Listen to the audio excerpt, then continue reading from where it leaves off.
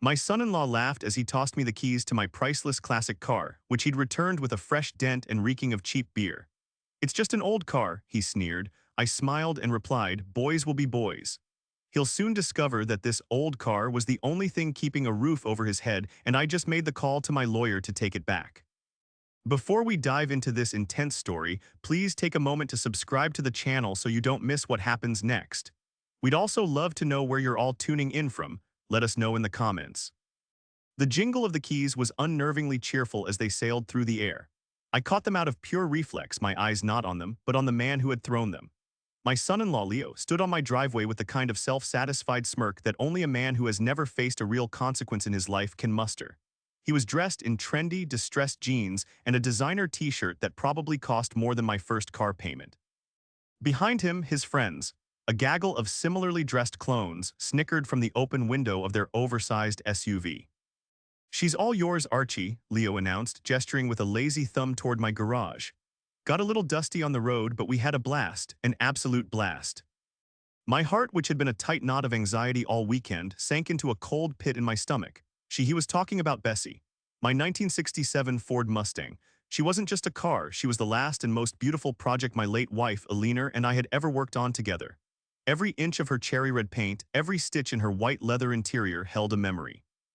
Alina had picked the color, laughing as she'd held the paint swatch against her cheek and declared it the color of happiness. We'd spent 2 years in this very garage, turning a rust bucket into a work of art.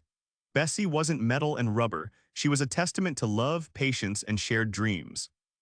I forced my legs to move, walking slowly towards the open garage door. The first thing that hit me was the smell, not the familiar comforting scent of oil, polish, and old leather, but the stale, sour stench of spilled beer and cheap air freshener.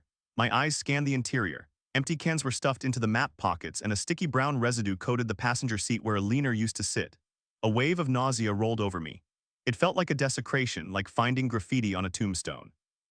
Then I saw it. On the rear driver's side fender just above the wheel well was a dent. It wasn't a small ding, it was a deep, puckered wound in the sheet metal, the beautiful red paint splintered around its edges like fractured bone. My breath caught in my throat. I reached out a trembling hand and traced the ugly indentation. All the air seemed to leave my body at once. "Whoa, hey, relax," Leo's voice cut through my shock. He'd sauntered over, peering at the damage with casual indifference. "It's just an old car, Archie. My buddy Todd was backing out of a spot and tapped it. We can get that buffed out, no big deal." No big deal. The words echoed in the cavern of my chest. He said it with such ease, such a complete and utter lack of understanding. He wasn't just dismissing the damage, he was dismissing my entire life, my memories, my love for Alina. He was dismissing me. I turned to face him, my expression unreadable. I could feel a hot rage building behind my ribs, a volcano of fury I hadn't felt in years. But my voice, when it came out, was eerily calm. I looked from him to his smirking friends, who were now watching the exchange like it was a television show. I pocketed the keys. "Boys will be boys," I said, the words tasting like ash in my mouth. I even managed a thin, tight smile. Leo's relief was palpable. He clapped me on the shoulder, a gesture of false camaraderie that made my skin crawl. "That's the spirit, knew you'd understand. Anyway, we gotta run. Clara's expecting me for dinner." He swaggered back to his friend's car, laughing about something as he climbed in. They peeled out of my driveway, leaving a plume of exhaust and the lingering stench of their disrespect in their wake. I stood there for a long time, just staring at the dent, the wound in the metal, the wound in my heart. He thought my understanding was a sign of weakness, that my quiet response meant I accepted his violation. He was wrong. The betrayal was worse than the damage, and the damage was unforgivable. The silence of the garage pressed in on me. The cheerful afternoon sun streaming through the windows seemed to mock the cold anger that had settled deep in my bones. I spent the next hour cleaning Bessie.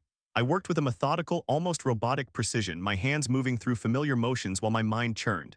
I carefully removed the empty beer cans, dropping them one by one into the trash with a series of loud, satisfying clunks. I scrubbed the sticky residue from the leather, my knuckles white as I worked the cleaner into the upholstery. Each swipe of the cloth was an act of erasing Leo's presence, of reclaiming what was mine. But the dent remained.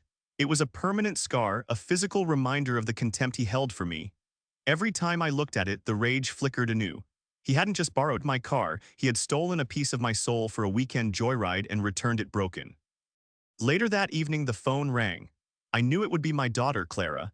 I let it ring 3 times before picking up, schooling my voice into a neutral tone. "Hi, Dad," she said, her voice bright and cheerful. "Leo told me he dropped off the car. Thanks again for letting him use it. He said you guys had a great time." The lie was so blatant, so absurd, that for a moment I was speechless. A great time? Did he tell her about the dent, the beer cans, or did he paint a picture of a friendly father-in-law happily handing over the keys to his most prized possession? "He dropped it off," I said, my voice flatter than I intended. A beat of silence. Clara could always read my moods even over the phone. "Is everything okay?" she asked, a note of concern creeping in. "You sound tired." "It's been a long day, honey," I said, which was true. Leo and his friends certainly had an adventure. "Oh, you know Leo," she laughed, a sound that usually warmed my heart but now felt like a pinch. "He's a whirlwind, but he's so grateful. He knows how much that car means to you." Did she? The disconnect between her perception and my reality was a chasm that seemed to widen with every word she spoke. She was defending him, smoothing things over, completely unaware of the depth of the offense. I wanted to scream, to tell her exactly what her wonderful, charming husband had done. I wanted to tell her how he had laughed in my face and dismissed my life's work as just an old car. But I held back. An emotional outburst would only make her defensive.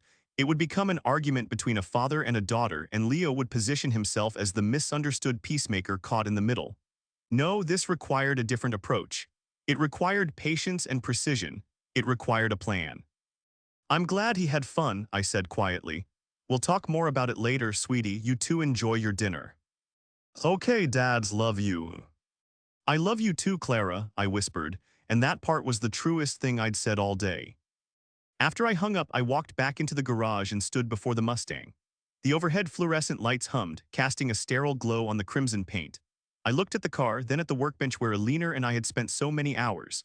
I saw her ghost everywhere, her smile as I finally got the engine to turn over, the smudge of grease on her nose she didn't know was there, the way she'd hum along to the old radio I'd installed. Leo hadn't just disrespected me, he had disrespected her memory. And my daughter, my brilliant, beautiful Clara, was so caught in his orbit that she couldn't see it. She saw a charming, successful man. I saw a hollow shell, a boy playing dress-up in an adult's world. They saw me as a quiet old man, a pushover who would sigh, accept an empty apology, and move on. But they had both forgotten one crucial thing. I walked from the garage to my study, the small, book-lined room where I kept my important papers. I knelt and turned the dial on the old floor safe hidden behind a framed photo of a leaner. With a soft click, the heavy door swung open. I reached inside and pulled out a thick manila folder. On the tab, written in my neat block lettering, were 2 words: house loan. Inside was the private loan agreement I had drawn up for Clara and Leo. I spread the papers out on my desk, my eyes scanning the dense legal text until I found the clause I was looking for. There it was, clear as day, a beautifully crafted piece of legal protection my lawyer had insisted upon. Collateral: 1967 Ford Mustang, VIN 7R02C123456. Leo had signed it, he'd even joked about it at the time. "You really want this old thing as collateral, Archie?" He'd laughed, tapping the page with his pen.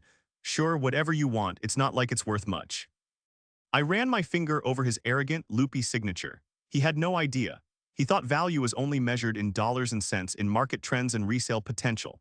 He didn't understand that some things like love, respect, and a cherry-red Mustang were priceless, and he was about to learn in the most direct way possible that the old car he'd dismissed was worth exactly $150,000.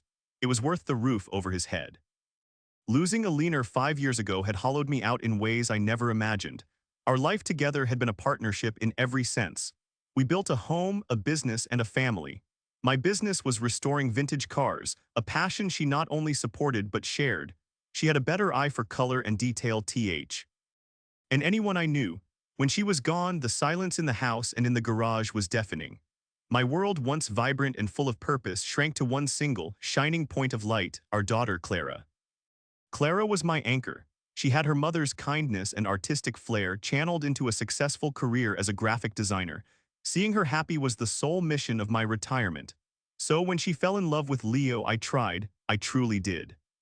From the beginning, Leo felt polished, too polished. He worked in tech sales, a world of buzzwords and shifting targets that I didn't pretend to understand.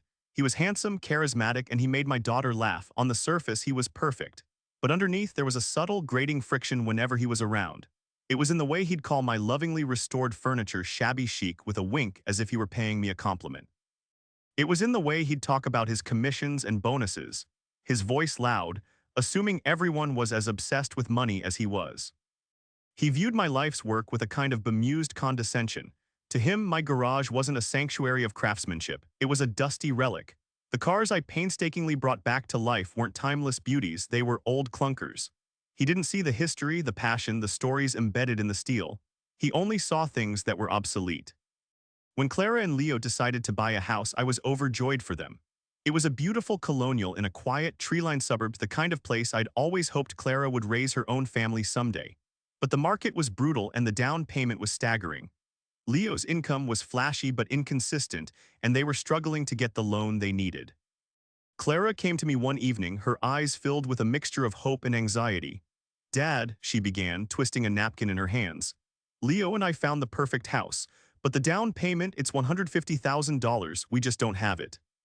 Seeing her so stressed was more than I could bear. My retirement was comfortable. I had invested wisely over the years. Giving them the money wasn't the issue. My concern was Leo. Handing a man like that a large sum of cash with no strings attached felt like a mistake. It would only reinforce his sense of entitlement, the idea that the world owed him everything. I wanted to help my daughter, but I also needed to protect her and myself. That's when I called my lawyer, Frank, a friend since high school. I explained the situation, my desire to help Clara, and my reservations about Leo. Frank, a shrewd and cynical man who had seen every type of family dispute imaginable, had an idea. "Don't give it as a gift, Archie," he'd advised. "Structure it as a private loan, zero interest, payable upon the sale of the house or in full in 30 years. That makes it a formal, legal arrangement. It's not just you handing over cash, it's a respectable family loan." Then he added the stroke of genius. "And you need collateral, something to secure the loan in case things go sideways, something he won't take seriously but that you value immensely." Frank knew all about Bessie, he knew what she meant to me. "Use the Mustang," he'd said. "The title is clean. It'll make the agreement look official, but he'll see it as a funny little quirk. He won't grasp the real leverage it gives you." And so we drew up the papers. When I presented the idea to Clara and Leo, Clara was overwhelmed with gratitude, tears welling in her eyes. Leo, on the other hand, was almost dismissive. He scanned the document with a bored expression, his eyes glazing over at the legal jargon. When he got to the collateral clause, he let out a short, barking laugh. "The old Mustang," he'd said, looking up at me. "Seriously, you want that as security? All right, if it makes you feel better, old-timer." He signed his name with a flourish, not a care in the world. He didn't read the fine print, the clauses about the collateral needing to be maintained in its current condition, or how any damage or unauthorized use could constitute a default on the entire loan. He saw it as a joke, a silly formality from a sentimental old man. He had no idea that the pen in his hand was forging a link between his future and my past, between his house and my car. He had no idea that the old clunker in the garage was the only thing holding up the foundation of his perfect life. Now, standing in that same garage, looking at the ugly dent in her fender, I knew that foundation was about to crumble. The conflict wasn't just about a car anymore. It was about respect, legacy, and a lesson that was long, long overdue. The sun rose on Saturday morning, but the light brought no warmth. My mind was a steel trap, the grief and rage from the night before having cooled and hardened into something else, resolve. The emotional storm had passed, leaving behind a cold, clear purpose. I was no longer just a wounded father. I was a strategist. My first call was not to Clara, but to Frank. I caught him just as he was heading out to the golf course. "Frank, it's Archie, I need you." "Everything all right?" he asked, the casual tone dropping from his voice instantly. He knew my "I need you" voice. It was reserved for true crises. I explained everything, my voice low and steady. I described the joyride, the empty beer cans, the casual disrespect, and finally the dent. I could hear Frank breathing on the other end of the line, a long, slow exhale. "The arrogant little brat," he said, his voice laced with the disdain he'd harbored for Leo from day one. "He really did it, didn't he?" He tripped the wire. "He did," I confirmed. "I need you to look over the agreement again, Frank, every word. I want to know exactly where I stand." "Archie, I wrote that agreement myself. I know exactly where you stand. You're standing on his neck and he doesn't even know it. The unauthorized use of the collateral is a breach. The damage is a significant breach. His failure to report the damage immediately is a third breach. You can call the entire loan due effective immediately. If he can't pay, and we both know he can't, you can begin foreclosure proceedings on the house." The word foreclosure hung in the air. It sounded so severe, so final. A part of me, the fatherly part that loved Clara more than life itself, flinched. But then I pictured Leo's smirking face, heard his dismissive words, just an old car, and the flinch subsided. This wasn't about punishment, it was about consequences. "What's the first step?" I asked. "Documentation," Frank said, "all business now. Don't touch the car, don't fix the dent, I want you to take pictures of everything. The beer cans, the sticky stuff on the seat, the dent from every conceivable angle. Get a ruler in the shot for scale. Then I want you to call the best body shop in town, not for a repair but for a formal, written estimate of the damages. Tell them it's for an insurance claim. We need a paper trail, Archie. A clean, undeniable paper trail." After the call with Frank, I felt a surge of cold energy. I retrieved my digital camera and began the grim task. I photographed the crushed cans, the soiled upholstery, the scuff marks on the door panels. Then I focused on the dent, taking dozens of pictures, close-ups, wide shots, photos with a tape measure held against the wound. Each click of the shutter felt like loading a round into a magazine. My next call was to Precision Auto Craft, a high-end restoration shop run by a man named Miguel, whose work I had admired for years. I explained the situation, and he agreed to come out on Sunday morning to do a formal appraisal of the damage. The rest of Saturday was spent in a state of suspended animation. I busied myself with chores, weeding the garden and oiling a squeaky door hinge, my mind 1,000 miles away, rehearsing conversations and planning my next moves. I ignored 2 calls from Clara. I needed to be fully prepared before I spoke to her again. I was building a case, not just a legal one, but a moral one. When the time came, I needed her to see the facts, not just her father's anger. On Sunday morning, Miguel arrived. He was a quiet, serious man in his 60s with hands that understood metal better than most people understand language. He circled Bessie slowly, his eyes missing nothing. He let out a low whistle when he saw the dent. "This is not a tap," he said, his voice soft but firm. "This is a hard impact. To bend the fender like this over the reinforcement, they hit it hard." He ran his fingers lightly over the splintered paint. "And this paint job, this is quality work, multi-coat lacquer. To match this, to blend it seamlessly, it's not a simple buff and polish. This fender needs to be removed, hammered out by hand, and the entire rear quarter panel will need to be repainted." He spent an hour taking measurements and notes. Before he left, he handed me a preliminary assessment. "I'll email you the formal, itemized quote by tomorrow morning," he said. "But I can tell you now, you are looking at a minimum of $12,000. Minimum." I thanked him and walked him to his truck. As he drove away, I looked at the number on the paper in my hand, $12,000. It wasn't about the money. It was about the number as a symbol, a concrete, quantifiable measure of Leo's recklessness and disrespect. With the photos secured and the estimate in progress, my investigation was complete. All the pieces were in place. The trap wasn't just the contract in my safe anymore, it was the folder on my desk, now thick with evidence. Frank had the legal ammunition. I had the moral high ground. Leo thought he'd gotten away with a boyish prank. He was about to find out that he had committed a very adult crime, and the judge was a man who had nothing left to lose but his principles. And I would not be losing those. Sunday afternoon, the phone rang again. This time I answered. It was Clara, and her voice was strained. "Dad, you didn't answer my calls yesterday. I was worried. Is everything all right?" "I'm fine, honey, just had a lot on my mind." "Well, I was hoping you could come over for dinner tonight," she said, trying to sound cheerful. "I'm making your favorite pot roast, a little peace offering. Leo feels awful that he worried you." A peace offering? The phrase was so carefully chosen, so clearly coached by Leo. He wasn't sorry for what he did, he was sorry that I was upset. There was a world of difference between the two. The time for gentle maneuvering was over. It was time to reveal the first card. "That's very sweet of you, Clara, but I don't think I can make it," I said calmly. "I've been rather busy dealing with the car." "The car, Dad," Leo said it was no big deal. He said you two had it all worked out. "Your husband and I have very different definitions of no big deal," I replied, my voice still even. "I had an appraiser come by this morning to assess the damage to the fender." There was a sharp intake of breath on her end of the line. "An appraiser? Why would you do that? It's just a little dent." "The preliminary estimate for the repair is over $12,000, Clara."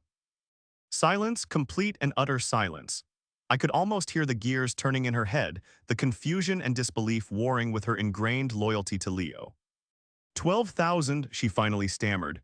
"That's impossible," Leo said his friend just tapped it.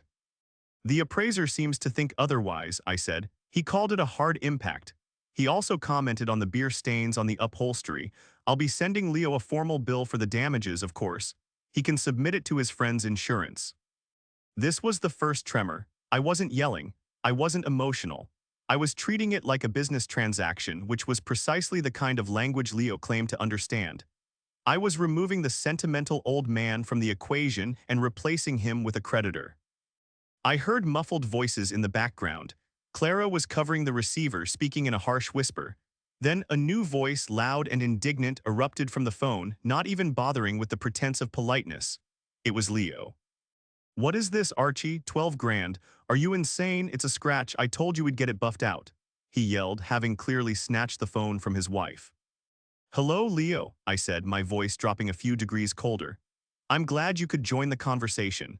The man from Precision Auto Craft seems to disagree with your assessment, but don't worry, I have his preliminary report right here. I'll be sure to include a copy with the invoice." "Invoice? You're not sending me an invoice for a car that's probably not even worth that much in the first place," he sputtered, his voice cracking with outrage. The mask of the charming, unflappable salesman was gone, replaced by the ugly face of a petulant child who just had his favorite toy taken away. "Its value is a matter of perspective, isn't it?" I said softly. "You signed a document that suggests it's worth quite a lot, actually, but we can discuss that later. For now, I'm just dealing with the damages." His threats came next, clumsy and poorly executed. "You do this and you'll regret it, old man. You'll tear this family apart over a stupid piece of junk." "The only person tearing this family apart, Leo, is the one who lies to his wife and disrespects her father," I countered, my voice like ice. "The one who takes what isn't his and returns it broken. This conversation is over. You can expect to hear from my lawyer." I hung up the phone before he could respond. My hand was steady, but my heart was pounding. I had just detonated the first small charge. I had shattered their carefully constructed narrative that this was all a minor misunderstanding. I had shown them that the quiet old man in the garage had teeth. Clara would be in shock, caught between her father's cold fury and her husband's explosive anger. Leo's reaction, his immediate escalation to threats and insults, was exactly what I had expected. His arrogance was his greatest weakness. He thought he could bully his way out of this. He had just confirmed in his own words that he had no remorse, only anger at being held accountable. The spell he had over Clara was strong, but I had just introduced the first dose of the antidote, the truth. And there was much more to come. The fallout from the phone call was immediate. My phone buzzed with a series of texts from Clara, a chaotic jumble of emotions. First came confusion, "Dad, I don't understand, what lawyer?" Then anger, "How could you threaten him like that?" And finally pleading, "Please just call me, we can fix this." I read each one and set the phone down. Responding now would be wading into an emotional whirlpool. The next move had to be precise and legal.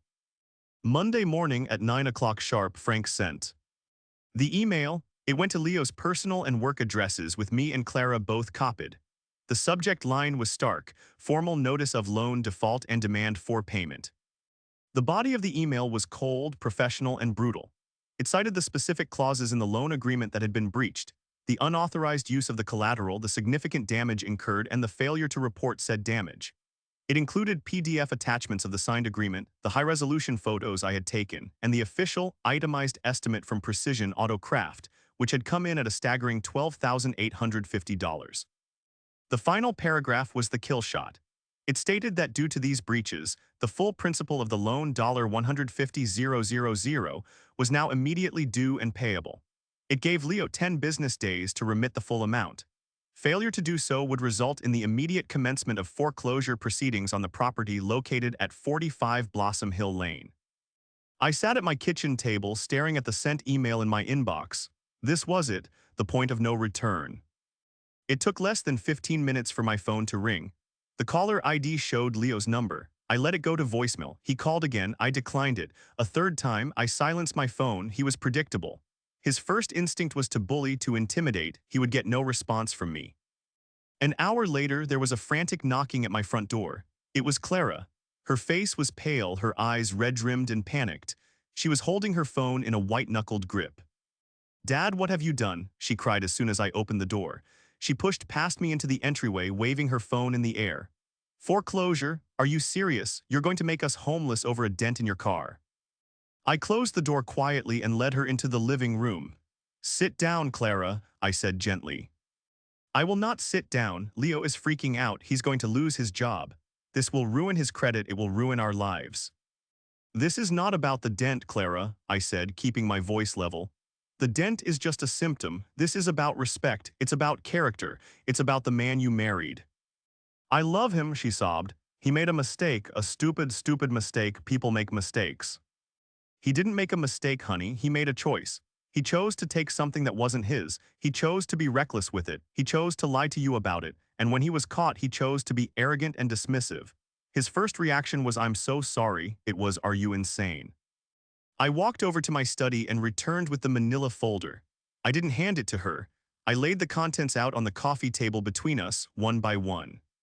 "This," I said, tapping the loan agreement, "is the promise he made, a legal binding promise." He signed his name to it. I laid out the glossy 8x10 photos of the beer cans, the stained leather, the ugly gash in the fender. This is how he treated that promise. Then I laid out the invoice from Miguel. This is the cost of his disrespect, not my opinion but the professional assessment of an expert. Finally, I pulled out something else she hadn't seen. A printout of text message exchanges between me and Leo from over the past year. Times I had asked him to help with a heavy piece of furniture and he'd replied, "Sorry, Arch, slammed at work." Only for Clara to later mention he'd spent the day golfing with his buddies. The time he'd promised to mow my lawn while I was recovering from the flu and never showed up. A dozen small cuts, a pattern of casual disregard and empty promises. "And this," I said softly, "is the pattern. This wasn't a one-time mistake, Clara. It was just the first time the consequences were too big for him to lie his way out of." She stared at the items on the table, her tears slowing. She picked up a photo of the dent, her thumb tracing its jagged edge. She looked at the text messages, her expression shifting from panic to a dawning, horrified understanding. The carefully constructed image of her husband was cracking right before my eyes. He told me you offered him the car," she whispered, her voice barely audible. "He said you were happy for him to take it." I just shook my head slowly, my heart aching for her. The spell wasn't broken yet, but it was starting to fray. Leo's greatest weapon was his charm and his ability to twist reality. But he couldn't twist a stack of legal documents and photographs. He couldn't charm his way past cold, hard proof. "The lawyer Frank gave him 10 days, I said. "The choice is his. Find a way to honor the agreement he signed or face the consequences of breaking it. The choice has always been his." She looked up at me, her eyes filled with a terrible, tearing conflict. For the first time, she wasn't just defending her husband, she was questioning him. And in that question, that sliver of doubt, I knew I had a chance of getting my daughter back. The next few days were a tense, agonizing silence. Clara didn't call and neither did Leo. Frank informed me that Leo had retained a lawyer of his own who had sent a blustering letter full of accusations and threats of a countersuit for emotional distress and familial coercion. Frank had laughed out loud when he read it to me over the phone. "It's the legal equivalent of a toddler throwing a tantrum," he'd said. "He has nothing, Archie, absolutely nothing." On the 9th day, with the deadline looming, my phone finally rang. It was Clara. Her voice was flat, devoid of emotion. "He wants to talk," she said. "Leo wants you to come to the house tonight. His lawyer will be there. He says he has a proposal." My first instinct was to refuse, to let the lawyers handle everything. But then I thought of Clara, her voice like a tightrope stretched to its breaking point. She needed to see this through to the end. She needed to witness the final act herself. "I'll be there," I said. "Frank will be with me." That evening, Frank and I pulled up to the beautiful colonial house I had helped them buy. Lights blazed from every window, a defiant display against the encroaching darkness. As we walked up the stone pathway, I felt a strange sense of detachment, as if I were watching a movie of my own life. We were met at the door by Leo and a slick-looking man in an expensive suit who introduced himself as Leo's attorney. Leo himself looked terrible. His usual confident swagger was gone, replaced by a pasty complexion and dark circles under his eyes. He wouldn't meet my gaze. Clara stood behind them in the hallway, looking like a ghost. We all sat in the formal living room, the one they'd furnished with aggressively modern furniture that I always found uncomfortable. Leo's lawyer began, his voice smooth and condescending. "Mr. Franklin," he began, addressing me by my last name, "my client is prepared to make a generous offer to put this unfortunate family matter behind us. He is willing to pay for the repairs to your vehicle, in full, and to offer an additional $5,000 as a gesture of goodwill for any emotional turmoil this misunderstanding has caused." Frank leaned back in his chair and smiled faintly. "A misunderstanding? Your client took a $500,000 asset without permission, damaged it, and then lied about it. That's not a misunderstanding, that's a tort. And the matter at hand isn't a $5,000 gesture, it's a $150,000 loan that is currently in default. Leo's lawyer's smile tightened. My client contests the validity of the loan's collateral clause. To use a depreciating asset like a used car to secure a real estate loan is predatory and unconscionable. A 1967 K-Code Mustang in Concours condition is not a depreciating asset, I spoke up, my voice cutting through the legal posturing. All eyes turned to me. It's a blue-chip collectible. Its value has appreciated approximately 12% year-over-year for the past decade. It's a better investment than the S&P 500, but that's beside the point. I looked directly at Leo, forcing him to meet my eyes for the first time. You stood in my study and laughed. You called it a funny quirk. You signed the paper, Leo. Did you think your signature was meaningless? Leo finally snapped. This is ridiculous, he shouted, jumping to his feet. This is about you. You never liked me. You've been waiting for a chance to get back at me, to drive a wedge between me and Clara. You're a bitter old man who can't stand to see his daughter happy with someone else. His words hung in the air, ugly and raw. I didn't flinch. I just looked past him to my daughter. I saw the last vestiges of her loyalty to him crumble. She was staring at her husband not with love or sympathy, but with a look of dawning disgust. Happy? Clara's voice was a whisper, but it sliced through the room. You think this is me happy, Leo, lying awake at night for a week, watching you scream on the phone and plot with lawyers instead of just once saying you were truly sorry. You lied to me, you lied about everything. Leo spun to face her, his face contorted in a panic. Clara, baby, don't listen to him. He's manipulating you. We're a team, it's us against him. No, she said, her voice growing stronger. She took a step forward. There is no us anymore, there's just you and your lies. She walked over to the mantelpiece where a framed photo of their wedding day sat. She picked it up, looked at it for a long moment, and then set it face down. Then, in a gesture that was both small and monumental, she reached up and pulled the key to the house off the ring she held. She walked to the coffee table and placed it down gently, right next to my folder of evidence. The small metallic click was the loudest sound I had ever heard. The house is yours, Dad, she said, her eyes meeting mine, full of pain but also a newfound clarity. Or his, I don't care, I'm done. I'll see you. Turned and walked out of the room, out of the house, and out of her life with Leo. Leo stood frozen, his mouth agape, staring at the key on the table. His lawyer looked utterly defeated. The showdown was over. Leo had lost everything, not because of a legal document or a damaged car, but because in the final, crucial moment, he had shown everyone exactly who he was. And it was a sight no one, least of all my daughter, could ever unsee. In the end, Leo didn't have a fight left in him. With Clara gone, his righteous indignation collapsed into a pathetic, desperate heap. Frank handled the final arrangements with Leo's lawyer. There was no need for a lengthy foreclosure process. Leo signed a deed in lieu of foreclosure, handing the house over to me free and clear to avoid the black mark on his credit. He packed his things and was gone within a week. The last I heard, his unstable but flashy job had evaporated after his performance tanked during our dispute, and he had moved back in with his parents in another state. He was out of our lives. Clara stayed with me for the first few weeks. There were many long, quiet nights. We didn't talk about Leo much. Instead, we talked about her mother. I told her stories she'd never heard, stories about Aliner's fire and her humor, about how she was the one who taught me that some things have a value that can't be calculated. We cried together, but we also laughed. We were healing. The house sat empty for a month. I had no desire to keep it. It was tainted by bad memories. I had it professionally cleaned, top to bottom, erasing the last traces of Leo. Then, with Clara's blessing, I put it on the market. It sold in less than a month in the strong market. After all the legal fees were settled, I took the original $150,000 I had loaned them and placed it in a secure trust fund solely in Clara's name. It was her future, safe and sound, protected from any future Leos who might wander into her life. The remaining profit from the sale, a not insignificant sum, I also put into her trust. One Saturday morning, about 2 months after it was all over, I was in the garage. Bessie was back from Miguel's shop, her fender flawless, her cherry red paint gleaming under the lights as if nothing had ever happened. She was perfect again. I was polishing a piece of chrome when Clara walked in, holding 2 mugs of coffee. She handed one to me and stood beside me, looking at the car. "She looks beautiful, Dad," Clara said softly. "She's a tough old girl," I replied, taking a sip of the hot coffee, "just like your mother." Clara smiled, a real, genuine smile that reached her eyes. "And just like you." She ran her hand along the smooth, curved fender, the very spot where the dent had been. I'm sorry, Dad. I'm so sorry I didn't see it. I didn't see him. I put my arm around her shoulders and pulled her into a hug. You had to see it for yourself, honey. That's how we learn. Your mom always said that the shiniest things can have the weakest foundations. We stood there for a while in the quiet comfort of the garage, the smell of coffee and wax filling the air.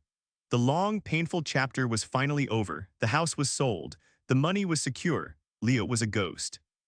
But I hadn't just gotten my money back or taught a lesson in respect. I had gotten something far more valuable. As I stood there with my daughter, her head resting on my shoulder, I realized I had gotten my family back. The antagonist was gone, the damage was repaired, and I was finally at peace, surrounded by the two things that held the story of my life: my daughter's love and a beautiful, priceless cherry red Mustang.